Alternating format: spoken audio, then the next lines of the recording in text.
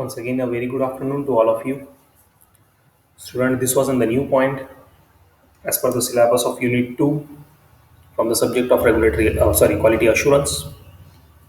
Student, the point which I am going to start today, that is said to be the raw material.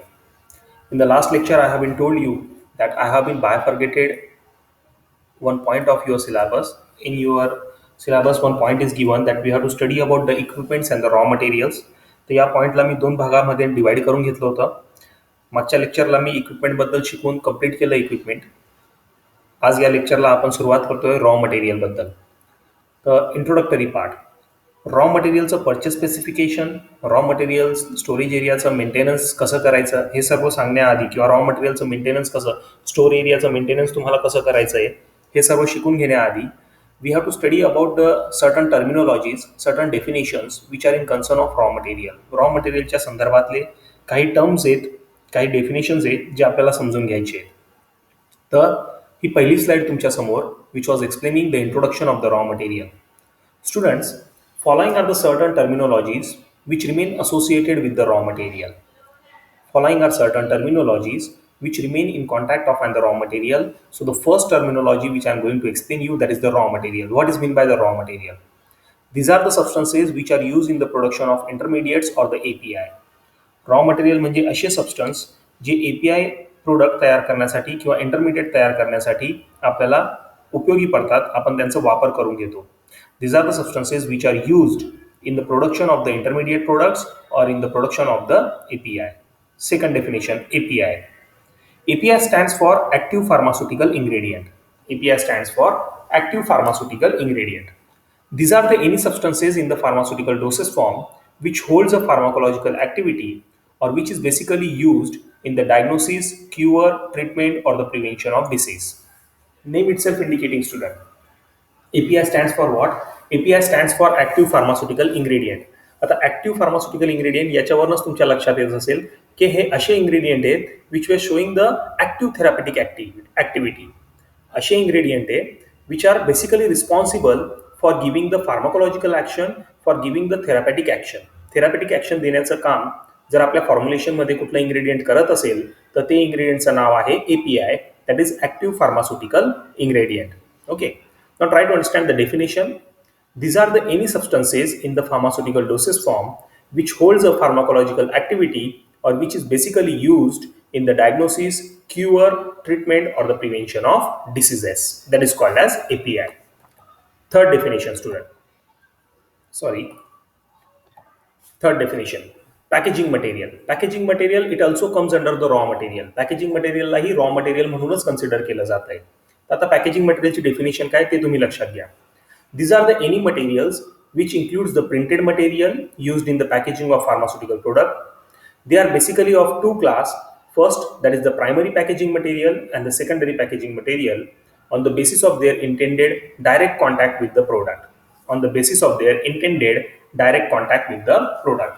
The material, the packaging material which remain in a direct contact of the pharmaceutical product is called as primary packaging material, while the material which does not remain in the direct contact of pharmaceutical product is called as secondary packaging material. Primary packaging material आणि secondary packaging material म्हणजे काय हे मी तुम्हाला explain करून देतोय. Primary packaging material म्हणजे असे packaging material जे डायरेक्टली आपल्या फार्मास्युटिकल प्रोडक्टच्या कॉन्टॅक्टमध्ये राहतात. Okay, for example container and closure. While secondary packaging materials are the materials which does not remain in a direct contact of pharmaceutical drug product, such as outer carton box, outer side carton box. The outer carton box is called as in the secondary packaging material. Okay. So student, I am defining you about the packaging material. Packaging materials, these are the any material which includes the printed material used in the packaging of pharmaceutical product. They are basically of the two types. They are basically divided into the two classes. First one, that is called as primary packaging material, and second one, that is called as secondary packaging material on the basis of their intended direct contact with the product. Fourth definition, finished product. A finished product is the product which has undergone through all the stages of manufacturing along with its packaging in the final container and labeling. Such a product is called as finished product. नावावरूनच आपल्याला कळत असेल की finish product कोणाला म्हटलं गेलंय. असा product जो पूर्ण मॅन्युफॅक्चरिंग स्टेपमधनं पास आउट झालाय, मॅन्युफॅक्चरिंग स्टेपमधनं पासआउट झाल्यानंतर त्याची मॅन्युफॅक्चरिंग झाली. मॅन्युफॅक्चरिंग झाल्यानंतर त्याला फायनल कंटेनर आणि क्लोजरमध्ये आपण पॅक करून ठेवलंय. फायनल क्लोजर आणि कंटेनरमध्ये पॅक केल्यानंतर त्याच्यावर लेबल सुद्धा लावलं गेलंय. तर अशा प्रोडक्टला आपण म्हणू फिनिश प्रोडक्ट. तुमच्या लक्षात येत असेल, नावावरूनच आपल्याला लक्षात येत आहे की फिनिश प्रोडक्ट कोणाला म्हटलं गेलंय. A finish product is the product which has undergone through all the stages of manufacturing along with its packaging in the final container, also with the final labeling on the container. So student, these are the certain definitions which I am explaining you in concern of raw material. Fifth definition, that is the storage area. आता नावावरूनच लक्षात येते storage area कोणाला सांगत असेल. It is a room where all the raw materials and the finished products are kept until the time of their use. Storage room or storage area, it is a room where we are storing our raw materials, where we are storing our finished products until they has been get used, until the time they has been utilized for the process of manufacturing or for the process of dispatching in the market. Raw material असेल तर जोपर्यंत त्याला आपण manufacturing प्रोसेसमध्ये वापरून घेत नाही तोपर्यंत त्या रॉ मटेरियल आपण कुठे ठेवतो, स्टोरेज एरियामध्ये. फिनिश प्रोडक्ट तयार झाला असेल तर त्या फिनिश प्रोडक्टला आपण कुठे ठेवतो, स्टोरेज एरियामध्ये, जोपर्यंत त्याचा मार्केटसाठी डिस्पॅच होत नाही. तर लक्षात असू द्या स्टोरेज एरिया कोणाला म्हटलं गेलंय. It is a room where the raw materials and the finished products are kept until the time of their use. Understand? Sixth point, that is the specification, or sixth definition, that is the specification. Specification म्हणजे काय? Specification is defined as a list of references and the acceptance criteria.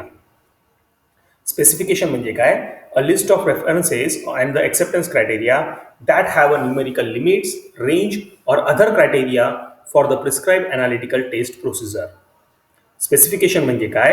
It is a list of references and the acceptable criteria or the acceptance criteria that have a numerical limits, range or other criteria for the prescribed analytical test procedure.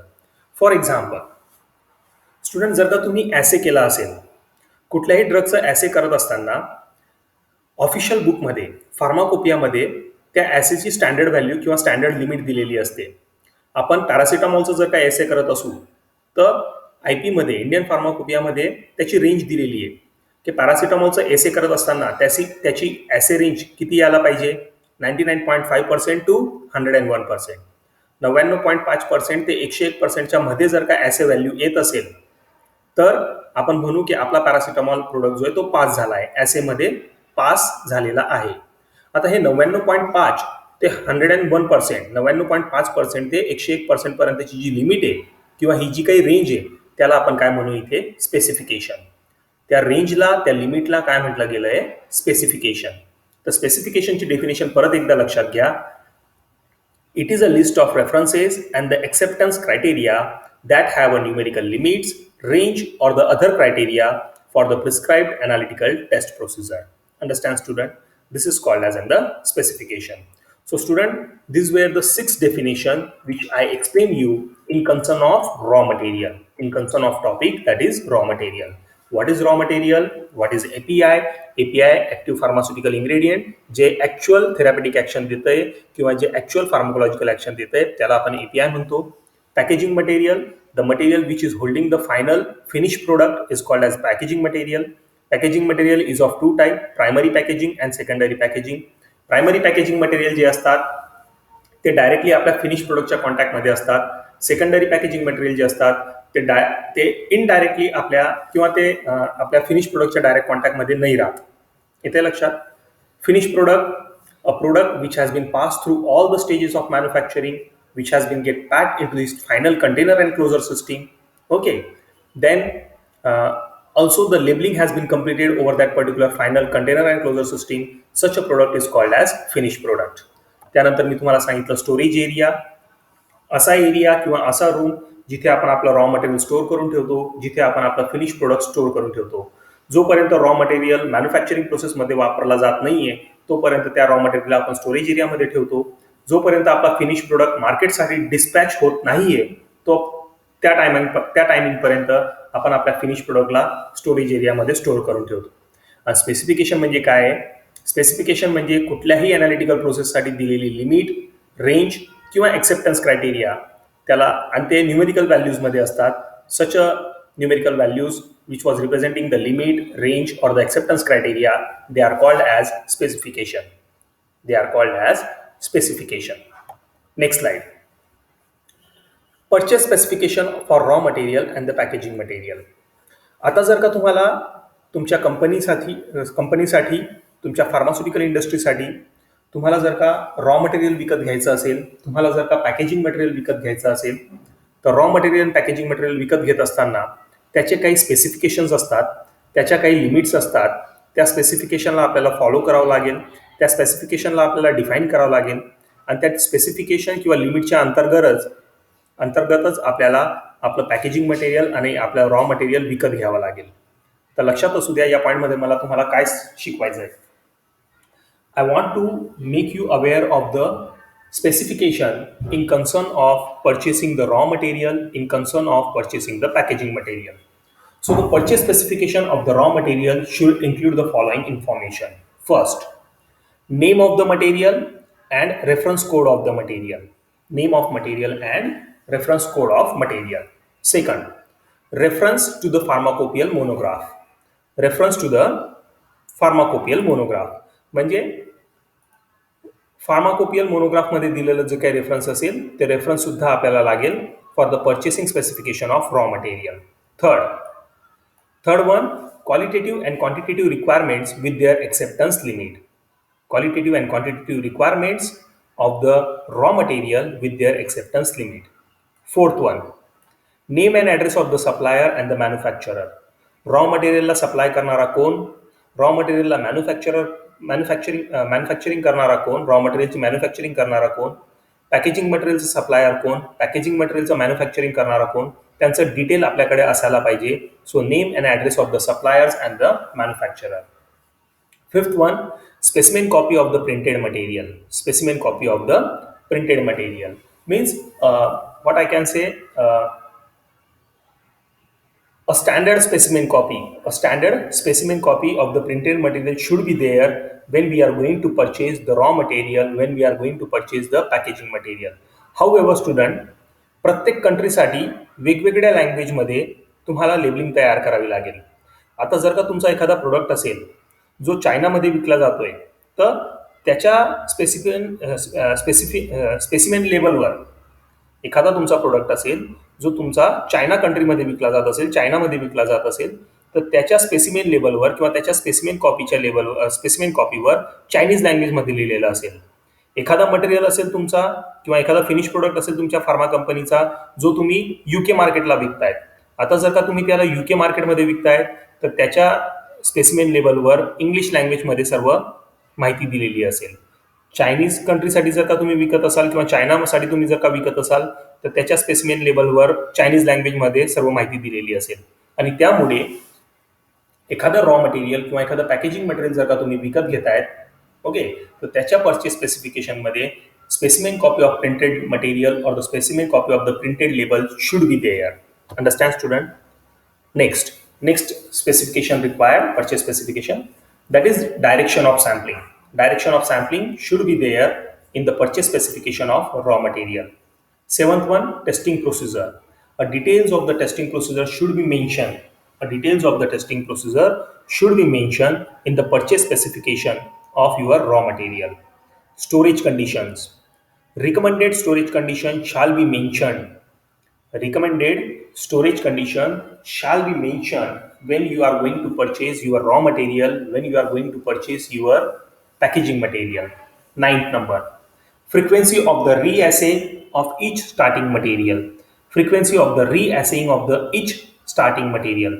एखादा raw material तुम्ही तुमच्या कंपनीत मागवल्यानंतर जर का तो raw material 6 महिन्यापर्यंत असाच पडून राहिला, एखादा रॉ मटेरियल तुम्ही तुमच्या कंपनीत मागवला आणि मागवल्यानंतर जर का 6 महिन्यापर्यंत आपण त्या रॉ मटेरियल कुठल्याच प्रकारचं काम करत नाहीये, 6 महिन्यापर्यंत तो रॉ मटेरियल तुमच्या स्टोर रूममध्ये, तुमच्या स्टोरेज एरियामध्ये तसाच पडून राहिला, तर त्या 6 महिन्यामध्ये तुम्ही त्याच्यावर ॲसे करायला पाहिजे, रिॲसे करायला पाहिजे आणि ते रीअसे किती फ्रिक्वेन्सी नंतर करायला पाहिजे. दर महिन्यात तुम्ही रीअसे करायला पाहिजे का दर 2 महिन्यात का दर 5 महिन्यात का दर 6 महिन्यात, त्या प्रकारे फ्रिक्वेन्सी तुम्हाला अडॉप्ट करावी लागेल, फ्रिक्वेन्सी तुम्हाला मेंटेन करावी लागेल. तर 9th नंबरचा जो स्पेसिफिकेशन आहे ते काय एक्सप्लेन करत आहे, that frequency of the reassaying of the each starting material should be mentioned in the purchase specification of the raw material, in the purchase specification of the packaging material. Understand, student? So this was the point which I explained you in concern of purchase specification for the raw materials and the purchase specification for the packaging material. Understand? हे totally 9 specification मी तुम्हाला इथे सांगितले in concern of purchasing of raw material and packaging material. Now this is the last point, student, from our syllabus of Unit 2. Unit 2 च्या syllabus मधला हा शेवटचा point आहे, that is maintenance of store room और the maintenance of storage area for the raw materials. Maintenance of store room or maintenance of storage area for the raw materials. Okay, now try to understand this particular slide. How to maintain the store room. Store room कसं maintain करून ठेवायचं आहे. मी तुम्हाला आधीच सांगितलं होतं definition. मी मागच्या स्लाइडवर जातोय. Just a minute. मी मागच्या स्लाइडवर जातोय. स्टोर एरिया म्हणजे स्टोर रूम. याची डेफिनेशन मी तुम्हाला सांगितली होती. असा रूम जिथे आपण आपला रॉ मटेरियल स्टोर करून ठेवतो जोपर्यंत तो वापरला जात नाही. असा रूम जिथे आपण आपला फिनिश प्रोडक्ट स्टोर करून ठेवतो जोपर्यंत तो मार्केटमध्ये डिस्पॅच केला जात नाही. तर अशा रूमला आपण काय म्हणतोय, स्टोर रूम किंवा स्टोर एरिया. तर आता या स्टोर रूमचं किंवा स्टोर एरियाचं मेंटेनन्स कसं करायला पाहिजे त्याबद्दलची माहिती या प्रेझेंटेशनमध्ये मी तुम्हाला सांगणार आहे. पहिला point, stores of the raw material should be properly design and it should be of the adequate size to allow orderly warehousing of the various categories of the material and products like starting material and packaging material, intermediate material, bulk and finished product, rejected material, recalled material, and the released product. Try to understand, student. This is one of the important point which you have to understand in concern of maintenance of raw store area. In concern of maintenance of store area. Now, the store area of the raw material, it should be properly designed. त्याची designing properly केली गेली पाहिजे. It should be of a adequate size. तो चांगल्या साईजचा किंवा appropriate साईजचा असायला पाहिजे, ऑप्टिमम साईजचा असायला पाहिजे. In order to allow orderly warehousing of the various categories of material. वेगवेगळ्या कॅटेगरीचे मटेरियल आपल्याला सेपरेटली सेग्रिगेट करता यायला पाहिजे, म्हणजे सेग्रिगेट करून आपल्याला ठेवता यायला पाहिजे, सेपरेटली ठेवता यायला पाहिजे. या प्रकारे त्याची साईज पाहिजे. लक्षात घ्या. मी परत एकदा रिपीट करतोय. Store room of the raw material should be properly design. They should be of adequate size to allow orderly warehousing of the various categories of materials and the products like starting material, packaging material, intermediate material, bulk material and finish product. Also it should provide the facility. तुमचा जो store room आहे त्याने तुम्हाला facility provide करायला पाहिजे for the storage of rejected material, recalled material and the released product. Understand, student? So this was about the first point for the maintenance of store area. या first point मध्ये तुम्ही लक्षात ठेवा की एक तर स्टोर एरियाची डिझायनिंग जी आहे ती प्रॉपरली व्हायला पाहिजे. Proper designing of the store area. And second, it should be of a adequate size. It should be of a adequate size. Second point, designing of the warehouse. Store एरियाला warehouse सुद्धा म्हणतात. Okay, store एरियाला किंवा store रूमला wear house सुद्धा म्हणतात. Second point, designing of warehouse should be in such a way that it should ensure the good storage condition. Store रूमचं, storage एरियाचं designing या प्रकारे व्हायला पाहिजे that it should provide you a good storage condition. It should provide you a good storage condition. Third point, store area should be clean, dried and maintained within the acceptable temperature limit. Store area should be clean, dried and it should be maintained within a acceptable temperature limit. Temperature should not be get fluctuated too much. Store एरियाचं temperature खूप जास्त fluctuation नको व्हायला. त्या store एरियाचं किंवा store रूमचं temperature आपल्याला मेंटेन करायला पाहिजे. हाऊएव्हर जर का आपण स्टोर रूमचं, स्टोरेज एरियाचं टेम्परेचर आणि ह्युमिडिटी मेंटेन करू नाही शकलो तर definitely it will hamper the quality of raw material. Raw मटेरियलच्या क्वालिटीवर तो हॅम्पर करेल, रॉ मटेरियलच्या क्वालिटीला तो डिग्रेड करेल. येतंय लक्षात? Fourth point, this one, Store areas should have a suitable Store area should have a suitable housekeeping facility, and also it should be provided with the procedures of controlling the rodents, insects and the vermin. Store area should have a suitable housekeeping facility.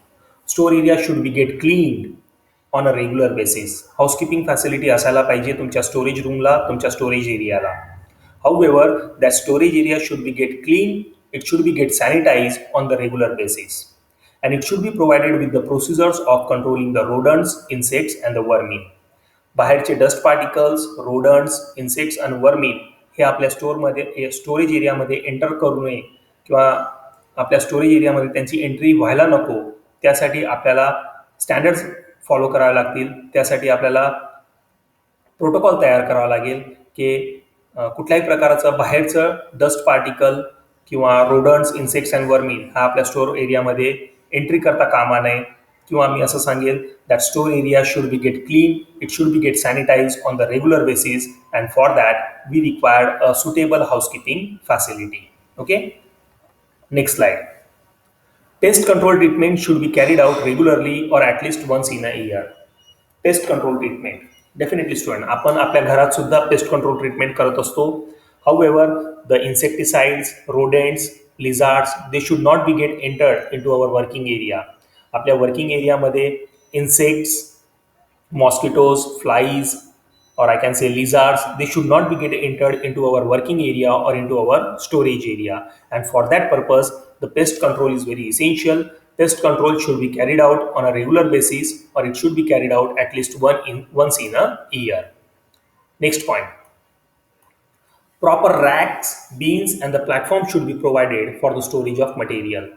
Material store करण्यासाठी व्यवस्थित तुम्ही shelf बनवायला पाहिजे, metallic rack बनवायला पाहिजे, beans असायला पाहिजे, platform असायला पाहिजे, जेणेकरून रॉ मटेरियलचं मिक्सअप होणार नाही, रॉ मटेरियलमध्ये क्रॉस कंटामिनेशन होणार नाही.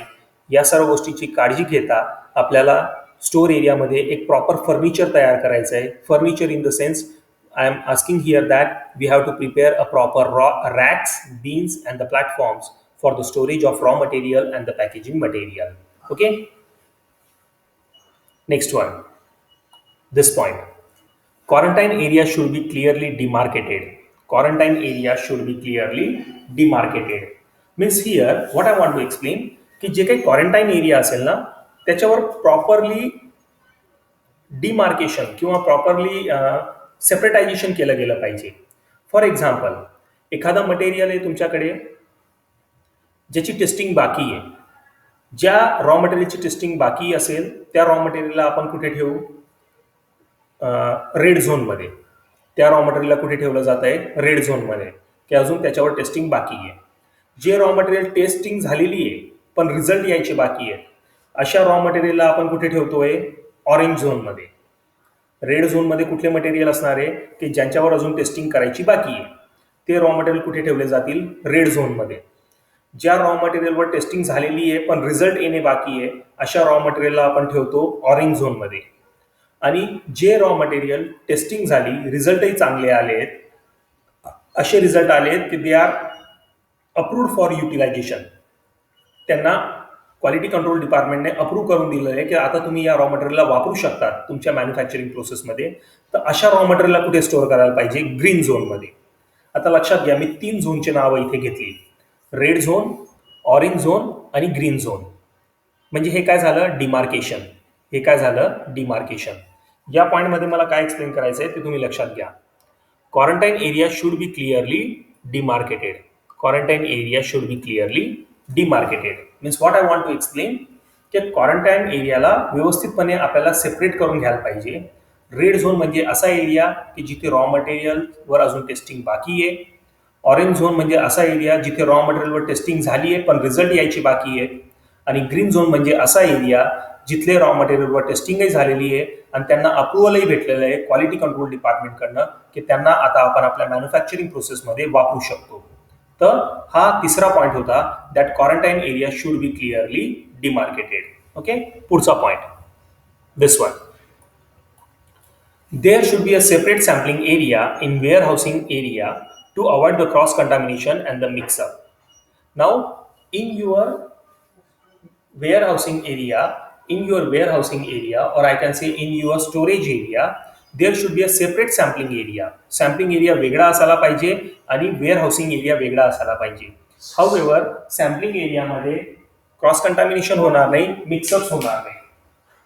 सॅम्पलिंग एरियामध्ये क्रॉस कंटामिनेशन होणार नाही, मिक्सअप होणार नाही. त्यासाठी वेअर हाऊसिंग एरियामध्ये किंवा स्टोरेज एरियामध्ये सॅम्पलिंग एरिया वेगळा असायला पाहिजे आणि वेअर हाऊसिंग एरिया वेगळा असायला पाहिजे. Next point, this one.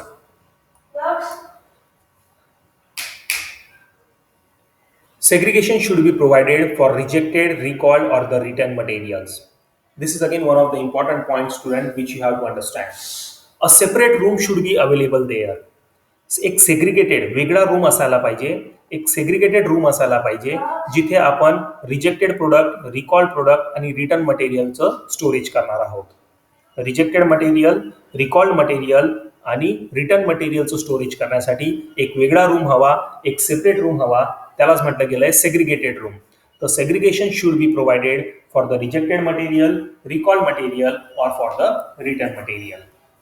Last second point, this one. Materials that are highly hazardous, poisonous, and the explosive should be stored in a safe and secure area. Materials which are highly hazardous, poisonous, and explosive in the nature, असे raw material आपण safe एरियामध्ये store करून ठेवायला पाहिजे, secure एरियामध्ये store करून ठेवायला पाहिजे, किंवा मी म्हणेल लॉक अँड की कबोर्डमध्ये स्टोअर करून ठेवायला पाहिजे. लॉक अँड की कबोर्डमध्ये स्टोअर करून ठेवायला पाहिजे. The materials which are highly hazardous, poisonous, and explosive in the nature, such a material should be stored in the safe and the secure areas. Okay, last point. This one. Sampling and dispensing of the sterile material should be carried out in a strict aseptic condition. Definitely. Sampling and dispensing of the sterile material should be carried out in a strict aseptic condition. However, student, तुम्ही कुठलं material store करतायत? Sterile material. Sterile material म्हणजे कुठला material? The material which is 100% free from the micro organism. The material which is 100% free from the micro organism. अशा मटेरियलला जर का तुम्हाला, just a minute student,